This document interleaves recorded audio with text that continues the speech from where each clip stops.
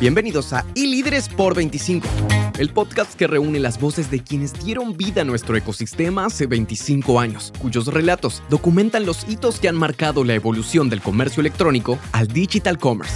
Ponte cómodo, estás por escuchar un testimonio único que define a nuestra industria.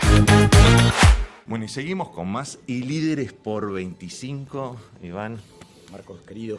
Es un gusto. Vos sabés que esta la teníamos pendiente y que este homenaje que estamos haciendo, que es Génesis de un futuro digital, les recomiendo a todos que quieran acceder a los primeros libros. Ya están los 5 publicados, los primeros 5 libros de la saga, son en total 25, que hablan sobre cómo llegamos a este ecosistema, ¿no? O sea, entren en genesisfuturo.digital y van a poder acceder a todas las dimensiones de todos los libros. Tiene inteligencia artificial para poder recorrerlo, la tienen a Delphi que les cuenta sobre cualquier cosa que les pregunten sobre nuestro ecosistema y estos 25 años, y aparte pueden acceder a las distintas dimensiones, analógica y digital, desde el audiolibro a estas entrevistas que, pues, si nos están viendo es porque es un video podcast, si nos están escuchando porque es un podcast en nuestro canal de Spotify. ¿Y te imaginas que vamos a estar hablando de 25 años, No. Iván? O sí, pero no imaginaba de la envergadura, del tamaño de lo que íbamos a estar hablando, porque eso es lo que yo creo. Uno que lo fue haciendo. Sí, la madurez del ecosistema. La madurez y lo que hicimos andando. Sí. Porque cuando vos te pones a mirar para atrás, y yo todo el tiempo miro. Bueno, uno visualiza. ¿Te imaginabas que ibas a estar sacando hop fuera de la Argentina? Eso es una locura. Eso es una locura, porque ahí es donde te muestra cómo la tecnología empezó a ser.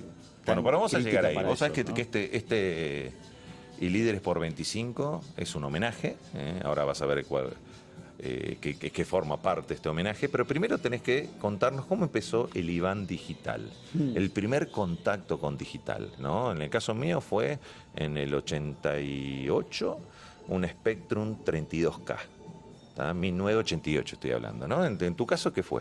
Commodore 64. Commodore 64. Línea de tiempo, ¿te acordás? Y tendría que ser 80 y... Yo salí del secundario en el 85, 86. Sí, Y un poquito antes también. Commodore 64 para jugar. Con el dataset. Con el dataset. ¿Con dataset o sin dataset? Porque dataset. el Spectrum no tenía dataset. No, esta era con dataset, que tenías que, para cargar en 1942, tenías que esperar unos 25 minutos. Vos sabés que yo lo terminé en 1942. ¿En serio? Sí, tiene fin. Tiene fin. Un gran ahí me di cuenta que era adicto a los juegos y vendí 1.462 juegos en Galería Jardín cuando tenía 17 años, porque dije, yo empezaba y terminaba los juegos. Claro. O sea, era la cantidad de juegos que tenía y a su vez lo que gasté en los fichines, ¿te acordás de Sacoa? No, aparte había que gastar. Ahora hablábamos de Commodore. ¿Sabés cuál es mi primer contacto, la que me estoy acordando? Sí. Un televisor en lo de mi abuela, que tenía integrado, como si fuera el Atari, el jueguito de tenis. Bueno, el Atari. Si yo me pongo a pensar, pero ahí no programaba, no tenías interacción. Exactamente. Eso era solamente cargabas el juego, era el juego. Sí. Esto era increíble. ¿Y cómo empezó? ¿Cuál fue tu primera escudería karting? Allá como piloto digital. Bueno, es American Express, el lanzamiento de Blue. El lanzamiento de Blue en Argentina. Esto es como si fueran los papiros del Mar Muerto, porque casi, esto va a decir, ¿qué hacía el abuelo? ¿Vos te acordás cómo funcionaba? Sí. Tenías el chip, la metías en un lector que te permitía comprar en el canal online seguro. Y lo lanzamos en un momento muy difícil. Era el clásico, ¿te acordás del 2001, 3D Secure? ¿Cómo era el 3? El 3S Secure, ¿cómo era el 3? El que intentaron todas las tarjetas hacerlo. Sí, el Secure, no me acuerdo cuándo. Que era lo menos práctico habido y por haber. Era, viste, si uno quería complejizarla, la había hecho completamente. Pero bueno, esa fue tu primera escudería karting. Y este es un homenaje. Vengo paseando con mis capacetes, mis cascos. Y vas a tener 2, te nombro oficialmente el Ayrton Senna del Digital Commerce en logística. Pero vas a tener que responder 3 preguntas Bueno. que están relacionadas con los momentum. Y los tenés que concentrar en lo que es logística, ¿no? O sea, en cómo nosotros llegamos al ecosistema que tenemos hoy. Porque esto no fue una evolución espontánea. Fue un trabajo que fuimos desarrollando con mucho esmero, con mucho, si queremos, muchos dedos que hicieron un puño y empezaron a impactar fuerte, pero la logística siempre fue el malo de la película, era el dolor, o sea, vos decías, ¿quiénes son los responsables del que, te acordás, hace 20 años atrás? Que no funcione el comercio electrónico, mejor, que no crezca como tiene que crecer, era medio de pago, confianza y logística. Entonces, si querés, tenías medio de pago, logística y después, si querés, seguridad, confianza. Totalmente. ¿Por qué? Porque no se cumplía con la ventana, con la promesa. Pero ¿cómo llegamos a este ecosistema que tenemos hoy? Porque la verdad que hoy estamos hablando de lockers inteligentes, estamos hablando de última milla, estamos hablando de super apps, estamos hablando de un montón de cosas. Pero ¿cuáles fueron para vos los 3 momentum que fueron bisagras? Que vos decís, a partir de este momento cambió el switch. ¿Está bien? Entonces, te doy un ejemplo. En el caso de, si queremos, de cuando hablamos de business intelligence, big data, petrodatos, inteligencia artificial, uno pone como hito que Google Analytics se masificó.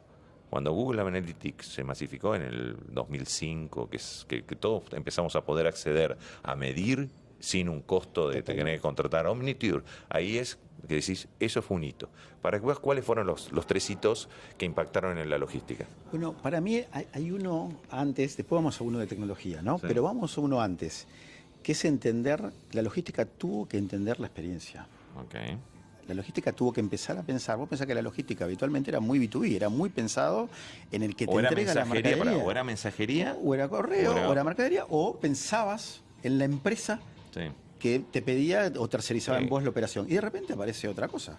Aparece que vos lo que tenías que solucionar era la experiencia del que compraba y le ibas a mejorar la vida y la experiencia del que vendía. Y eso que vamos a acordate que yo voy a hacer el provocador y que hace doble clic porque tengo que escribirlo Totalmente. después. Y era el concepto de incorporar el fulfillment, porque la logística no es Todavía solamente la última milla. Ni estoy llegando a eso. Bueno, por eso. Iba a llegar ahora. Ok, bien, perfecto. Porque yo lo que estoy diciendo es lo primero que tuvimos que hacer. Sí. Es entender de qué se trataba. ¿Y eso cuándo fue en línea de tiempo? Y yo creo que ya a principios, ya 2010, 2011, si ya no empezabas a entender esa situación, era imposible Estás que empezaras. perdiendo el barco, ¿no? Sí, ya estabas, viste que te juntabas y empezabas a decir lo que va a venir, lo que va. No, ya vino. Ah. Ya vino.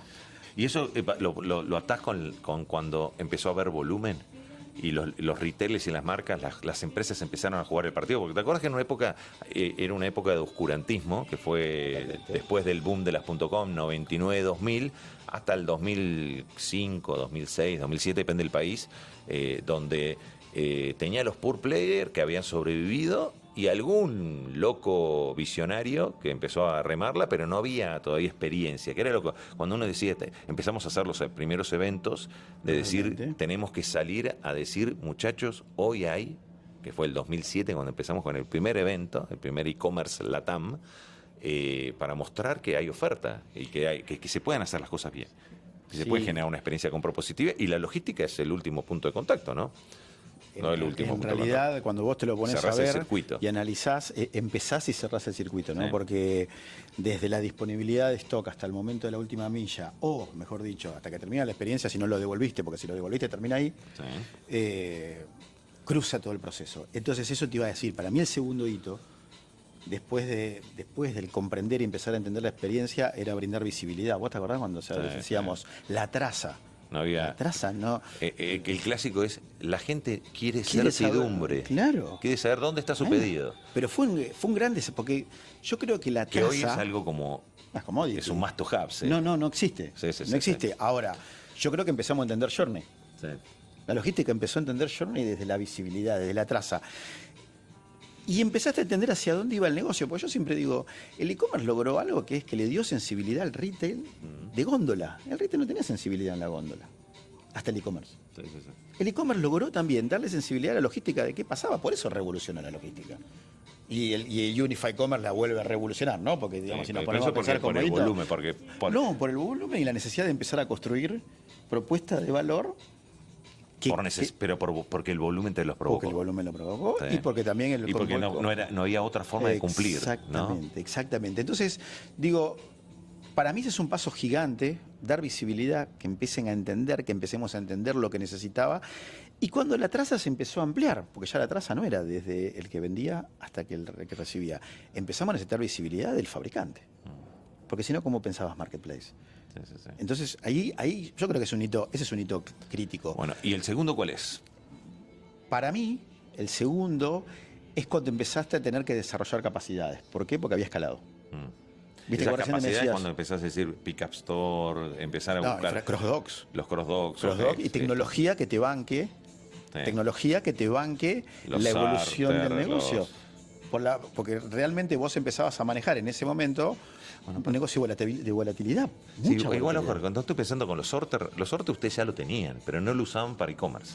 Nosotros teníamos un sorter Que que era lo teníamos para desde farmacia, ¿no? 2015, lo teníamos para el B2B, Sí. lo teníamos para el B2B y hacemos nosotros teníamos ese sorter que lo empezamos a usar y adaptar al e-commerce. pero Explica que es un claramente, sorter para la gente que básicamente no... es un clasificador automático de envíos. Lo que hace es, cuando lee el paquete que está ingresando a la línea de producción automática, lo va a pesar, lo va a medir, información fundamental, y va a leer el destino.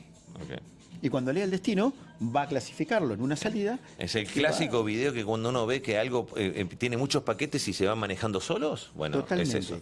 Y eso, y vos recién me hablabas de fulfillment, porque yo creo que es una evolución de capacidades. Sí.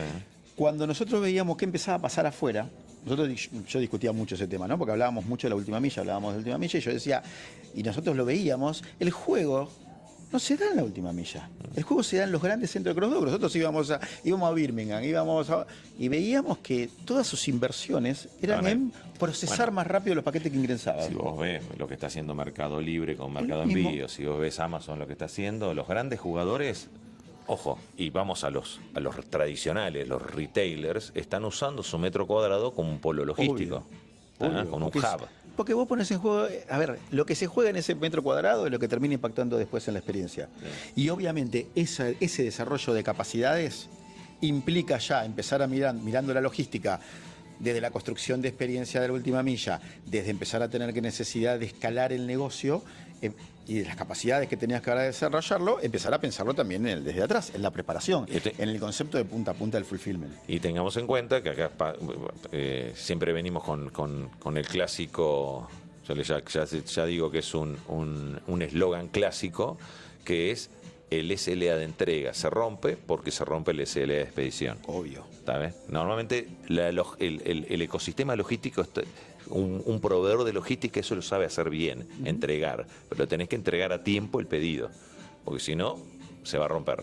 Por eso para nosotros es más, un concepto que hemos ido cambiando es, pensamos mucho más en SLO, pensamos mucho más en objetivo de nivel de servicio que en el acordado, porque en definitiva es la única manera que vos tenés de ir mejorando y levantando la vara en ese para atrás, en ese movimiento de expedición que puede ser tuyo o del cliente, pero que existe la velocidad de preparación, la claridad del stock. La claridad del stock, la visibilidad del stock. Sí, la integración, o sea, la posibilidad Pero de claro, reservar ese stock. La posibilidad de reservar ese stock para adelante, todo lo que pifies ahí, te afecta todo para adelante. Y vos sabés que los podcasts son tiranos, o sea, y los chicos del equipo de producción me dicen, Marcos, siempre contagiás la incontinencia verbal. Vamos por el tercer momento.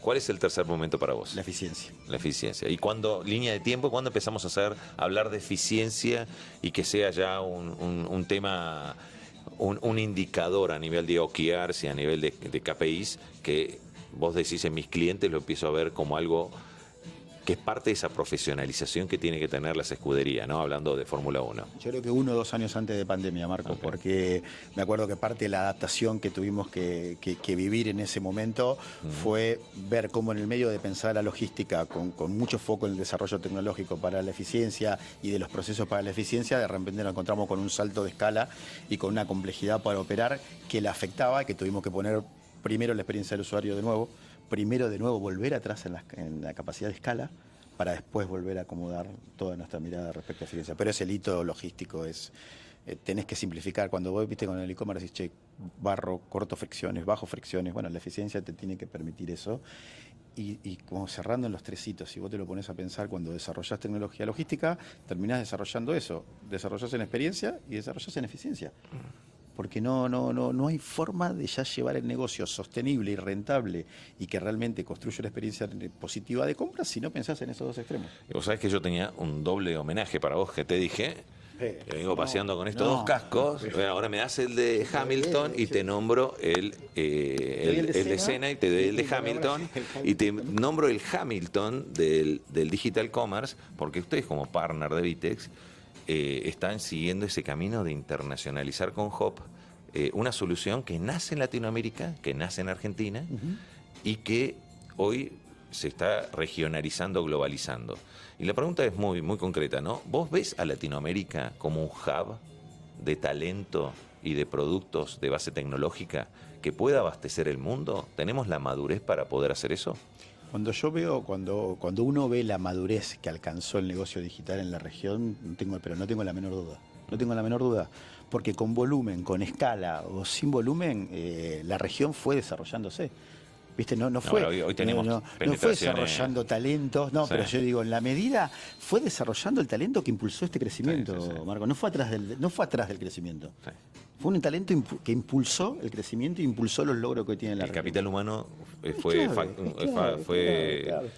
factor fundamental. Y para cerrar, si tuvieras que resumir estos 25 años en una frase, que salga de las entrañas, del estómago, ¿cuál sería esa frase, esa palabra? Amor. No hay forma de llevar adelante todo lo que estamos en este pasión, ecosistema. Si no lo llevamos con mucho amor, si no lo llevamos con mucho cariño, no lo llevas adelante. Mucha pasión. Te tiene que gustar mucho y lo tienes que disfrutar. Bueno, si les pareció interesante esta entrevista de Líderes por 25 con Iván, nuestro Ayrton Senna, nuestro Hamilton del Digital Commerce en logística, miren las próximas entrevistas porque realmente no tienen desperdicio y todas forman parte de este homenaje que hacemos con esta colección de Génesis de un futuro digital. Ingresen en genesisfuturo.digital y van a tener acceso a esta entrevista y a muchas más. Y seguimos con más y Líderes por 25. Chau, chau. Gracias, Marcos. Gracias por unirte a iLíderes por 25. Si este contenido te ha gustado, compártelo para que más personas puedan navegar el origen de nuestro Digital Commerce. No olvides suscribirte para no perderte las próximas conversaciones con los líderes que continúan escribiendo la historia de nuestro ecosistema. Hasta la próxima, donde seguiremos explorando, aprendiendo y construyendo el futuro digital juntos en iLíderes por 25.